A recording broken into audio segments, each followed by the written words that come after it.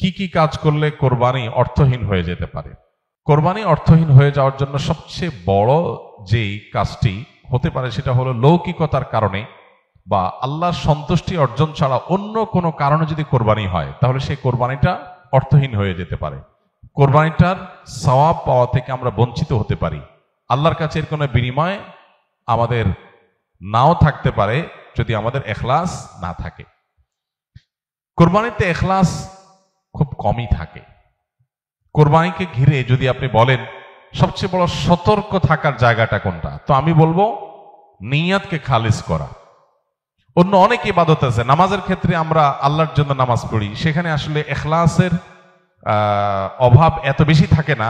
কোরবানির মধ্যে ইখলাসের অভাব যত বেশি থাকে। মূলত কোরবানি এমন একটা ইবাদত যেখানে আল্লাহর উদ্দেশ্যে আমি পশু জবাই করছি, আবার পশুর গোশতটা আমার ঘরে তুলছি, অর্থাৎ ফিডব্যাকটা আমি পাচ্ছি।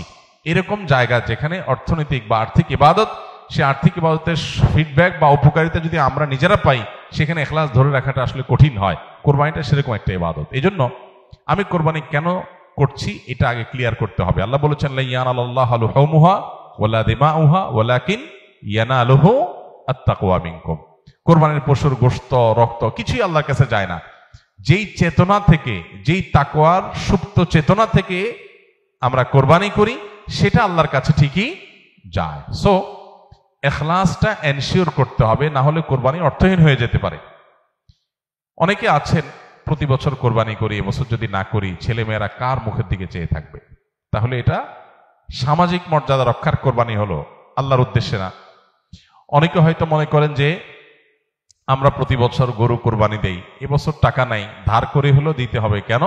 কারণ আমাদের মুখ থাকবে না, মান সম্মান থাকবে না যদি ছাগল দেই, মানুষ মনে করবে গরিব হয়ে গেছি। এই যে মানুষ কি মনে করবে সেই চিন্তা থেকে আমি গরু কোরবানি করলাম, অর্থহীন হয়ে যেতে পারে কোরবানি। ঠিক একইভাবে নতুন আত্মীয় হয়েছে, অন্যান্যবার কোরবানি করি বা না করি, এইবার তো করতেই হবে, মেয়ে বিয়ে দিয়েছি, বিয়ের বাড়ির মেহমানরা আসবে, তারা জানবে, তো এবার কোরবানি না দিলে তো মুখ থাকে না। কোরবানি আমার উপরে আবশ্যক হয় না, তারপরে আমি কোরবানি করতেছি কেন? ব্যয়কে দেখানোর জন্য। ইখলাস নষ্ট হয়ে গেল। অনেকে আছেন যে কোরবানির মূল উদ্দেশ্য হলো ফ্রেশ গোশত সংগ্রহ করা, এই সামাজিক মর্যাদা ইত্যাদি, এগুলোর কারণে কোরবানি সবচেয়ে বেশি অর্থহীন হয়ে যায়। এজন্য কোরবানিকে সবচেয়ে বেশি আমাদের রিয়া বা লৌকিকতা থেকে মুক্ত রাখার চেষ্টা করতে হবে। আল্লাহ আমাদের তৌফিক দান করুন।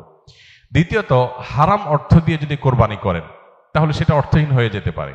আপনি দেখবেন কোরবানির ইবাদতটাতে এক অদ্ভুত দৃশ্য আমাদের দেশে দেখা যায়। যারা যত বেশি প্র্যাকটিসিং তাদের কোরবানির পশুর সাইজ সাধারণত তত কম থাকে, আর যারা যত বেশি নামাজ কালাম কম পড়ে, ইসলাম থেকে যত দূরে, তাদের কোরবানির পশুর সাইজ তুলনামূলকভাবে তত বড় হয়। অদ্ভুত না ব্যাপারটা? আপনি ঢাকা শহরে ঘুরে ঘুরে দেখবেন যে গুলশান, ধানমন্ডি, বনানী, বড়লোকদের এরিয়াগুলোতে এক একজনের গ্যারেজের ভিতরে আপনার বিভিন্ন নামের গরু, কালাচান, সুলতান, ধলাচান, লালচান, এক একটা গরু 3 লাখ, 4 লাখ, 5 লাখ, 7 লাখ, 10 লাখ টাকা দামের 2-3টা গরু। হয়তো অনেক এলাকা আছে যে একটা পাড়া মহল্লাতেও এত টাকা খরচ করে সবাই কোরবানি করার সুযোগ হয় না।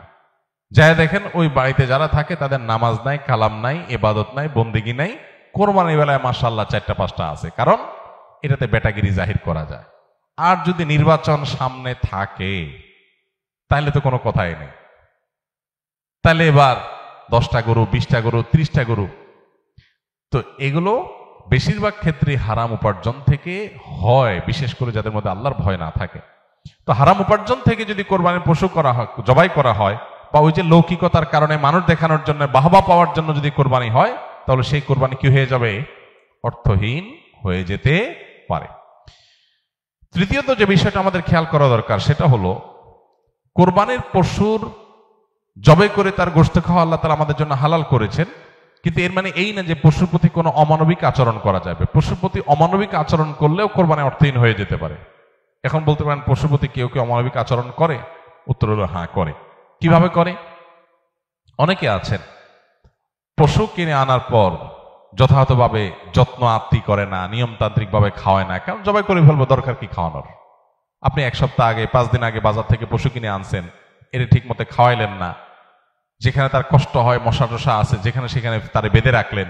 মিনিমাম যত্ন আত্মি যতটুকু দরকার, পশু হলেও তার ভিতরে প্রাণ আছে, সে প্রাণী, সো প্রাণী হিসাবে তাকে যতটুকু যত্ন করা দরকার সেটা না করে জবাই তো করে ফেলবো, দরকার কি আর কেয়ার করা, তাকে আপনি অহেতুক কষ্ট দিলেন, তাহলে এটা আপনার কোরবানিকে অর্থহীন করতে পারে। নবী সাল্লাল্লাহু আলাইহি ওয়াসাল্লাম বলেছেন, ইন্নাল্লাহা কাতাবাল ইহসানা আলা কুল্লি শাই, আল্লাহ প্রত্যেকটা বস্তুর প্রতি ইহসান করা, অনুগ্রহ করাকে আবশ্যক করে দিয়েছেন, ফরজ করে দিয়েছেন। প্রতিটা বস্তুর প্রতি কি করতে হবে? ইহসান করতে হবে। এই ইহসানের মানসিকতা আমাদের যদি না থাকে, তাহলে পশুর প্রতি যদি আপনি ইহসান না করেন, তাহলে আল্লাহর কাছে জবাবদিহি করা লাগতে পারে। আমরা যারা পশু কিনে আনি, নিজেরা জবাই করি, জবাই করার সময় কিছু অমানবিক আচরণ হয়। যেমন দেখা যায় জবাই করার পর কসাইরা বিশেষ করে চাকু দিয়ে গলায় খোঁচায়।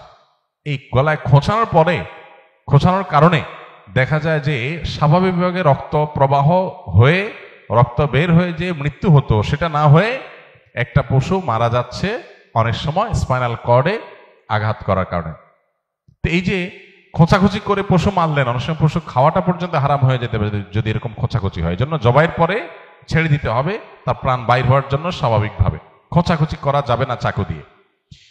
অনেক সময় দেখা যায় কসাইরা পশুর এখনো পুরো প্রাণ বের হয় নাই, এখনো মারা যায় নাই, রগ কাটা শুরু করেছে, চামড়া ছেলা শুরু করে দিয়েছে, নাড়াচাড়া এখনো করছে, এটা অমানবিক। তার প্রাণটা বের হওয়ার জন্য অপেক্ষা করতে হবে। নবী সাল্লাল্লাহু আলাইহি ওয়াসাল্লাম পরিষ্কারভাবে বলেছেন, তোমরা চাকু ভালো করে ধার দিবে। কেন? কারণ ধার দিলে পশু তাড়াতাড়ি জবাই হয়ে যাবে, অহেতুক তাকে খোঁচাখুচি করে কষ্ট দেওয়া লাগবে না। আমরা দেখা যায় নিজেরা হয়তো পশুর প্রতি অনেকে যত্ন করি, মায়া করি, কিন্তু পশুটা যে আপনার বিক্রেতার কাছ থেকে আপনি কিনে এনেছেন, এই পশু প্রতি সে হয়তো কোনো অমানবিক কাজ করেছে, যদিও তার দায়টা আপনার উপর আসবে না, কিন্তু সামাজিকভাবে আমাদের সবার উপরে এই দায়টা চলে আসে। আমরা জানি পশু পরিবহন থেকে নিয়ে, পশু বাজারজাত করা থেকে নিয়ে জবে পর্যন্ত ধাপে ধাপে পশুর প্রতি চরম অমানবিক আচরণ এদেশে করা হয়। পরিবহনে হয়, আপনারা জানেন, একটা ট্রাকে ধরা যাক যে 15টা গরু উঠানো যাবে, সেখানে 20টা গরু উঠানো হলো, 5টা গরু বেশি উঠানো হলো, তাতে পড়তা বেশি হয়ে যায়, খরচ কম পড়ে, ব্যবসাটা একটু বেশি হয়ে যায়। কিন্তু 5টা গরু বেশি উঠানোর কারণে কি হয়? ওই পশু যেগুলোকে উঠানো হয়েছে সেগুলোকে এমন গাদাগাদি করে দাঁড় করানো হয় যে তাদের গায়ে, শরীরে রীতিমতো ঘা হয়ে যায়, এবং মাঝখান দিয়ে এমন ভাবে বাঁশ বেঁধে দেওয়া হয় যাতে কোনোভাবে বসতে না পারে। 10 ঘন্টা, 15 ঘন্টা, 20 ঘন্টা পর্যন্ত অনেক সময় সিরিয়ালে জ্যামে ট্রাকগুলো, পিকআপগুলো আটকা পড়ে থাকে, এবং 20 ঘন্টা ধরে তাদেরকে এভাবে এমন ভাবে বাঁশ বেঁধে দেওয়া হয় যাতে করে কোনোভাবে বসতে না পারে। ছাগল দোকানে আপনারা দেখবেন, ঢাকায় যে সমস্ত আপনার ছোট ছোট ছাগল বিক্রির জায়গাগুলো আছে, দোকানগুলো আছে, সেগুলোতে দেখবেন গলায় রশি বেঁধে এমন ভাবে ঝুলায় রাখা হয় যে হয়তো 1-1.5 ফিট বা আরো কম রশি রাখা হয়, এবং যাতে কোনোভাবে ছাগল বসতে না পারে, কারণ বসলে তো ক্রেতা দেখতে পাবে না। ক্রেতা যাতে সাইজ দেখতে পারে সেজন্য তাকে দাঁড় করিয়ে রাখা হয়। সে দাঁড় করানোটা কখন থেকে নিয়ে, ওই যে সকাল 7টা বা 6টা ফজরের পর পর পশুর দোকান খোলে তখন থেকে নিয়ে একদম রাত 8টা-9টা পর্যন্ত, এই পুরো সময় 12 ঘন্টা, 14 ঘন্টা, 16 ঘন্টা আপনি এইভাবে ঝুলায় রাখতেছেন একটা জীবন্ত পশুকে। অমানবিক আচরণ। এরপরে বাজারজাতকরণের সময় আমরা জানি পেটের মধ্যে হাওয়া দিয়ে ফুলানো হয়, পানি অতিরিক্ত জোর করে জবরদস্তি পান করে তারপরে ফুলানো হয়। এগুলো সব অমানবিক আচরণ। এগুলো আমাদের কোরবানির যে আসল রূহ এবং প্রাণ সেটাকে নষ্ট করতে পারে। এগুলোর দায় অবশ্য কোরবানিকারীর উপর আসবে না, কিন্তু কোরবানিকারীর দায়িত্ব আছে এগুলোর ব্যাপারে সামাজিক সচেতনতায় সামিল হওয়া। সর্বশেষ যে পয়েন্টটা বলবো সেটা হলো, আমাদের কোরবানির পশুর যে বর্জ্য ময়লা আছে, এগুলো যদি পরিষ্কার করার দায়িত্ব কোরবানি কারক হিসাবে আমরা নিজের কাঁধে না নেই, আমাদের কোরবানিটা অর্থহীন হয়ে যেতে পারে।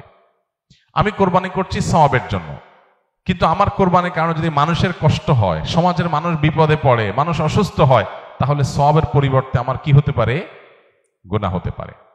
আপনি কোরবানির পশু এনেছেন, এবার কোরবানির পশুর যে গোবর, তার পেশাব, বিষ্ঠা, এগুলো পুরো এলাকাকে ময়লা দিয়ে ভরে ফেলেছে, দুর্গন্ধে ছেয়ে গেছে। আপনি কোরবানিকারী, আপনার দায়িত্ব এগুলোকে পরিষ্কার করে যথাস্থানে ফেলে দেওয়া এবং মানুষের যেন কষ্ট না হয় সেদিকটা খেয়াল করা। গোবরগুলো নিয়ে আপনি ড্রেনে ফেলে দিলেন, তাহলে ড্রেনে জলাবদ্ধতা তৈরি হবে, পানি প্রবাহ বন্ধ হয়ে যাবে এবং সেটার কারণে সেই বদ্ধ পানিতে মশা তৈরি হবে, ডেঙ্গু তৈরি হবে। সেখান থেকে মানুষ, এখন ডেঙ্গুর সিজন শুরু হয়েছে, গতকালকে না যেন আজকে পত্রিকা দেখলাম যে এবার মৌসুমের শুরুতেই ডেঙ্গুর প্রকোপ ভয়াবহ। হয়তো এখান থেকে যে মশা তৈরি হয়েছে এটা কোনো মানুষকে কামড় দিবে, সে মানুষটা অসুস্থ হয়ে হসপিটালে ভর্তি হয়ে হয়তো মারা যাবে, লাখ লাখ টাকা খরচ হবে, আইসিইউতে যাবে, আপনি হয়তো জানান না, আপনি কোরবানি করে চলে গেছে। তো এই জন্য আমাদের কোরবানির পশুর বিষ্ঠা, ময়লা, বর্জ্য এগুলোকে পরিষ্কার করা, যথাস্থানে ফেলা, যেখানে সেখানে না ফেলা, এবং ড্রেন অন্যান্য জায়গায় মানুষের রাস্তাঘাটের আশেপাশে চলাফেরার জায়গায় ফেলে মানুষের কষ্টের কারণ যেন না হয় সেটা লক্ষ্য করা আমাদের কর্তব্য। যদি না করি তাহলে এই কোরবানি অর্থহীন হয়ে যেতে পারে। ভাইরা আমার, প্রতি বছর এই বিষয়টাতে আমরা সচেতনতা সৃষ্টি করার চেষ্টা করি। কোরবানি হোক পবিত্র, আমাদের দেশও থাকুক পরিচ্ছন্ন, আমাদের পরিবেশটাও ভালো থাকুক, এই স্লোগানটা আমাদের মাথায় রাখতে হবে।